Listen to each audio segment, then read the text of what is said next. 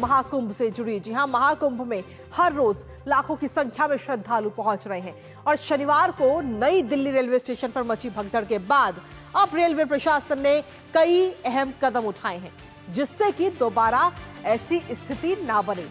लगातार यात्रियों के लिए अनाउंसमेंट की जा रही है, बड़ी संख्या में आरपीएफ और जीआरपी टीमों की तैनाती की गई है, प्लेटफॉर्म पर रस्सियां लगाई गई हैं, बैरिकेड्स लगाए गए हैं और भी कई सारे कदम उठाए गए। और सिर्फ दिल्ली नहीं बल्कि बाकी कई राज्यों में रेलवे प्रशासन अलर्ट हो गया है, फिर चाहे बात बिहार की हो, बात मध्य प्रदेश की हो या फिर उत्तर प्रदेश की। इसके साथ ही उत्तर रेलवे ने भगदड़ में फंसे यात्रियों और उनके परिवारों की सहायता के लिए रेलवे हेल्पलाइन नंबर 139 भी जारी किया है।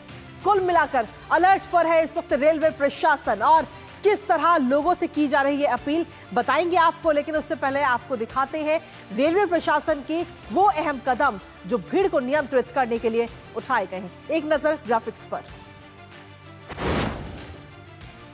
तो रेलवे की तरफ से क्राउड मैनेजमेंट किस तरीके से किया जा रहा है वो आपको बता रहे हैं। महाकुंभ जाने वालों की स्टेशनों पर भारी भीड़ इस वक्त देखने को मिल रही है, खास तौर पर जब शनिवार और रविवार हो तो उस दौरान हर कोई अपनी छुट्टी का जो समय है उनका शनिवार और रविवार का, वो उस दौरान महाकुंभ जाने का प्लान कई लोग कर रहे हैं। लेकिन ऐसे में कहीं ना कहीं स्थितियां बिगड़ती हुई नजर आई। देश भर में भीड़ प्रबंधन प्रोटोकॉल भी लागू किया गया है। किस तरीके से इस वक्त क्राउड मैनेजमेंट किया जा रहा है, भीड़ को नियंत्रित किया जा रहा है, वो आपको बता रहे हैं। अफसरों को भीड़ नियंत्रण की ट्रेनिंग भी दी जाएगी जिससे कि अगर भीड़ वहां पर पहुंच रही है तो उसको किस तरीके से उस क्राउड को मैनेज किया जा सके।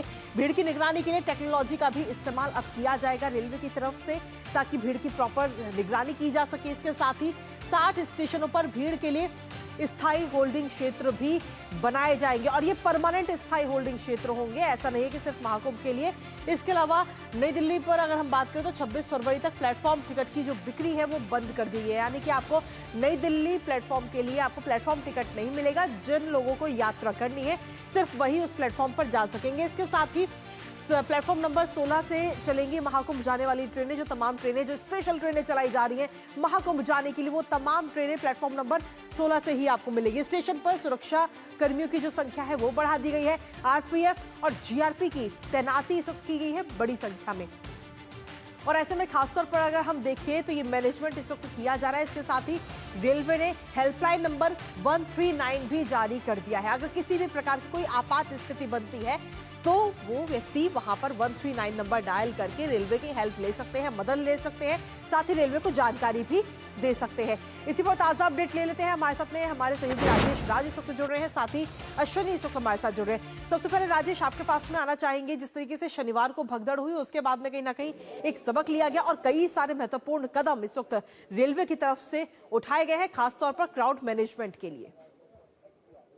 बिल्कुल सही कहा कृतिका आपने कि क्राउड मैनेजमेंट के लिए भारतीय रेल पूरी तत्परता दिखा रहा है। और अगर पूरे भारतीय रेल के इतिहास पर अगर एक नज़र डालें तो भारतीय रेल का मूल मंत्र ही है सेवा भाव। और आज जब रेलवे के कई अधिकारियों से रेल भवन में बात हुई तो उन्होंने भी साफ तौर पर कहा कि जो घटना घटी है उस घटना से सबक लेते हुए आगे इसकी पुनरावृत्ति न हो, इसके लिए उच्च स्तरीय जांच कराई जा रही है और दोषियों को किसी भी हालत में बख्शा नहीं जाएगा। दोषियों पर कार्रवाई होगी बशर्ते कि जांच रिपोर्ट जो है वो आ जाए। और इसके लिए कहीं ना कहीं क्राउड मैनेजमेंट के लिए शाम 4 बजे से लेकर रात 11 बजे तक एक हफ्ते तक प्लेटफॉर्म टिकटों की बिक्री को रोक दिया गया है।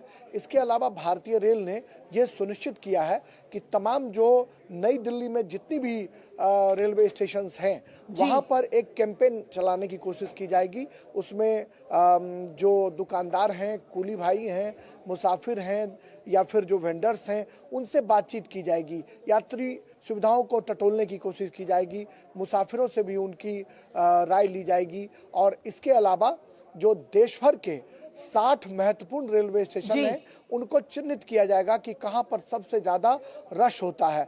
आम दिनों में भी आप देखते हैं कि मुंबई लोकल ट्रेनों में किस कदर भीड़ उमड़ती है। तो इस तरह से देश के 60 रेलवे स्टेशनों को चिन्हित कर वहां पर परमानेंट होल्डिंग एरिया बनाया जाएगा। जैसा कि प्रयागराज जो मुख्य जंक्शन है वहां पर यह प्रयोग बखूबी किया गया है, वहां पर यात्री शेड परमानेंट बना दिया गया है। अगर आपको कानपुर के लिए गाड़ी पकड़नी है तो कानपुर का जो घेरा बना हुआ है उसी में मुसाफिर को रखा जाएगा। अगर आपको बनारस के लिए ट्रेन पकड़नी है तो बनारस के लिए जो घेरा निश्चित किया गया है उसी में आपको रखा जाएगा, और जब आपकी ट्रेन आएगी तो आपको सीधा प्लेटफॉर्म पर रेल कर्मी जो हैं वो आपको प्लेस करेंगे, आपको ट्रेन के अंदर बिठाएंगे। तो कमोबेश ये व्यवस्था भारतीय रेल को फेस्टिव सीजन में जैसे वो छठ और दिवाली के मौके पर करती रही है, वो व्यवस्था उनको नई दिल्ली समेत दिल्ली के तमाम रेलवे स्टेशनों पर करनी होगी, क्योंकि जो दिल्ली है ये संपूर्ण हिंदुस्तान का प्रतिनिधित्व करता है। यहाँ पर देश भर के लोग जो हैं आते हैं, अलग अलग भाषा बोली संस्कृति के लोग यहाँ पर आते हैं, इसलिए भारतीय रेल कमर कसकर तैयार हो रहा है कि बिल्कुल राजेश, कमर कस ली गई है और कहीं ना कहीं तमाम तैयारियां की जा रही है। साथ ही जो यात्री वहां पर पहुंच रहे हैं उनसे भी लगातार प्रशासन जो है अपील कर रहा है कि आप या तो अगर आप यात्रा कर रहे हैं तो आप समय रहते ही स्टेशन पर पहुंचे, अन्यथा आप स्टेशन पर एंट्री ना करें, प्लेटफॉर्म पर आप ना जाएं, नहीं तो भीड़ और ज्यादा बढ़ेगी। फिलहाल आपके पास वापस आएंगे, लेकिन इसी के साथ अश्विनी इस वक्त हमारे साथ जुड़े हुए जो लगातार प्रयागराज में जहां महाकुंभ इस वक्त चल रहा है वहां पर वो मौजूद है और एक एक अपडेट हम तक पहुंचा रहे हैं। अश्विनी, अगर बात की जाए प्रयागराज की तो ये तो हमने दिल्ली की बात करी, लेकिन प्रयागराज में तो पूरे देश भर से कोने कोने से ट्रेनें पहुंच रही हैं, तमाम श्रद्धालु वहां पर पहुंच रहे हैं, वहां पर किस तरीके से क्राउड मैनेजमेंट किया जा रहा है? जी कृतिका, और साथ ही साथ मैं दृश्य दिखाऊंगा कि किस तरीके से प्रयागराज में अभी भी श्रद्धालुओं का आना अनवरत जारी है। 53 करोड़ का आंकड़ा कल पार कर चुका था प्रयागराज में महाकुंभ में श्रद्धालुओं के स्नान का। आज जो है 12 बजे तक 75 लाख से ज़्यादा श्रद्धालु स्नान कर चुके हैं। आज की अगर तारीख की बात करें, कल गुजरे हुए दिन की बात करें तो 1.5 करोड़ से ज़्यादा श्रद्धालुओं ने स्नान किया था। ये मेला में प्रवेश का जो द्वार है, एक तरीके से आप मान सकते हैं ये शहर की तरफ से है, जहां पर प्रयाग स्टेशन, प्रयागराज जंक्शन और साथ ही साथ नैनी की तरफ से आने वाले, रामबाग की तरफ से आने वाले लोग आते हैं और सबसे ज़्यादा आवागमन यहीं पर होता है। रेलवे की जैसे बातें राजेश कर रहे थे, अभूतपूर्व इंतजाम किए गए हैं। कल 388 ट्रेनों का परिचालन अकेले प्रयागराज से किया गया है और तकरीबन 18.5 लाख से ज़्यादा श्रद्धालुओं का आवागमन रेलवे के जरिए हुआ है। इतनी बड़ी संख्या में जब करोड़ों की संख्या में लोग पहुंचते हैं तो एकमात्र जरिया लोगों की सुरक्षित आगमन और सुरक्षित निकासी का रेलवे ही होता है। अभूतपूर्व इंतजाम रेलवे ने किया है, अभूतपूर्व सुरक्षा के इंतजाम है, अभूतपूर्व स्वच्छता का इंतजाम है। आप देख सकते हैं कि जो गाड़ियां यहाँ पर आई हुई हैं, पूरा का पूरा मेला जो है वो नो व्हीकल जोन घोषित कर दिया गया है, तो इन गाड़ियों को यहाँ से वापस भेजा जा रहा है। और उससे भी बड़ी बात मैं आपको बताऊं कि जो अब तक का आयोजन है, अब तक के चाहे कुंभ के इतिहास को देखें, चाहे भारत के आयोजनों के इतिहास को देखें, दिव्य भव्य डिजिटल डिवाइन, ये शब्द कहीं ना कहीं छोटे पड़ रहे हैं। अभूतपूर्व कहा जा सकता है, अविस्मरणीय कहा जा सकता है, अनिर्वचनीय कहा जा सकता है, अद्भुत कहा जा सकता है। और साथ ही साथ ऐसा कि अब तक के जो कुंभ है, आने वाले वर्षों के भी जो आयोजन होंगे उनके लिए भी एक बेहद यादगार होगा, वर्तमान पीढ़ी के लिए यादगार होगा। और निश्चित तौर से देखिए, सुव्यवस्थित तरीके से, सुरक्षित तरीके से आवागमन, श्रद्धालुओं का प्रस्थान लगातार जारी है। श्रद्धा का ये पूरा का पूरा केंद्र हम दिखाएंगे आपको किस तरीके से ये तांता नहीं टूट रहा है 13 जनवरी से लोगों का।